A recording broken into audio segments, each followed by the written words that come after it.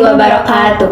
Hi everyone, welcome back to another episode of Whiting Talk. I'm Shahla and joining me today is my amazing co-host. Hi, I'm Nasra. It feels so good to be back, and I'm so excited because you're here with us. Yes, I've picked up some tips and tricks for not just surviving but actually enjoying the TOEFL test. Exactly. Whenever you're preparing for your first TOEFL or taking it to get higher score, this episode will help you to less on your struggle.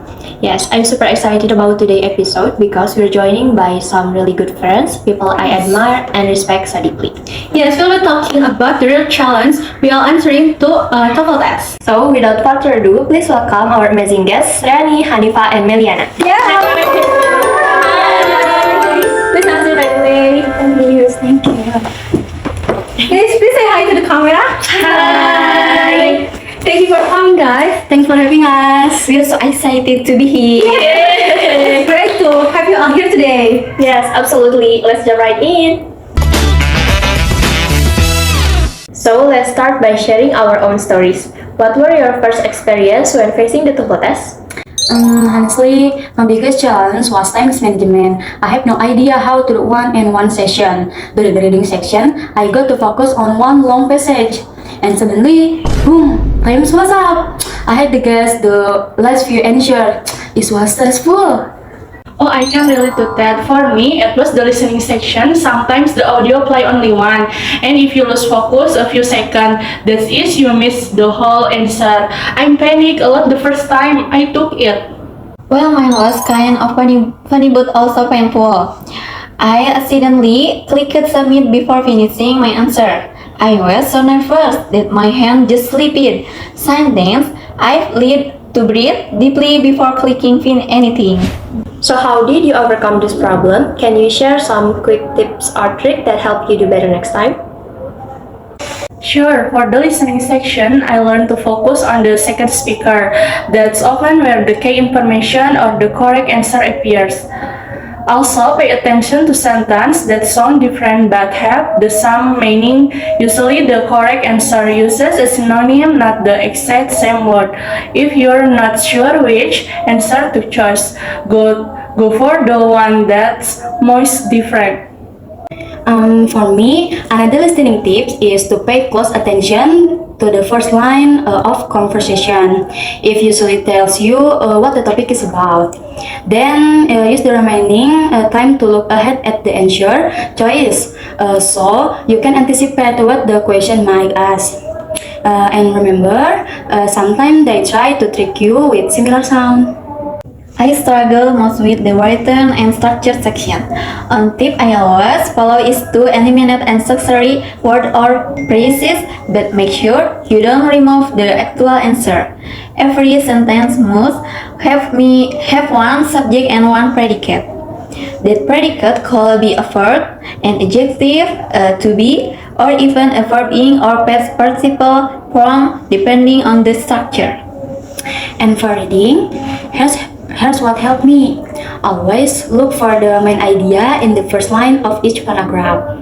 Then eliminate any answer that are clearly wrong and choose the one that best the passage. Wow, these are such useful and practical tips. It really shows how small strategies can make a big difference in TOEFL tests. Okay, next, let's talk about why TOEFL is so difficult for many people. I think one reason is limited vocabulary. The reading and listening section use academic word, not the one we use in daily conversation. So, one strategy that helped me was learning topic-specific vocabulary. It really made the reading passage easier to understand. And don't forget practice. One thing that really helped me was studying independently. There are so many free learning sources online, especially on YouTube. I used to spend 1 or 2 hours a day answering TOEFL practice questions. Over time, I became more familiar with the patterns. Ditto. After doing some practice question, I usually grade myself. For example, out of the 100 question, I check which one I got wrong and why. That's how I figure out my weak point.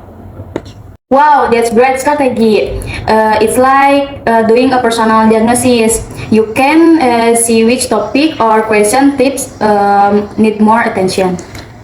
So once you know your needs, you can focus your study time more efficiently. That's why you don't waste time reviewing what you already know. Instead, you strengthen the areas that really need improvement. Right, and when we study one topic deeply, was more likely to master it, especially if we try teaching it to someone else afterward. Teaching help the knowledge in your mind much better. That's such a good point, and it's great because you can learn at your own pace. The key is to stay calm, stay consistent, because it's not only improve your skill, but also it helps reduce anxiety during the test. Yes, exactly. I always try to stay calm before and during the TOEFL test. Many of us feel nervous or anxious when facing the exam, and that's totally normal. But sometimes that fear is what actually causes our TOEFL score to drop. That's so true. I remember my first test, I was shaking during the listening section. Once I learned to control my breathing and focus on one question at a time, it made a big difference. You guys know what matters is knowing what works best for you and using that to make studying easier. Exactly. We put so much effort into it, and when the results match our hard work, it feels so rewarding. Sometimes the best part isn't the score itself, but knowing we become through the process. It's not about being perfect, it's about learning who you are. I think that's the best reminder to end today's episode that learning never really stops. Because every mistake we take is part of our growth, and when you're surrounded by people who inspire you and push you to do better, that's when you truly evolve as a person. So remember, you're already growing with every step you take. Thank you for watching. This was Flying Talk. See you next time and keep growing. Bye bye!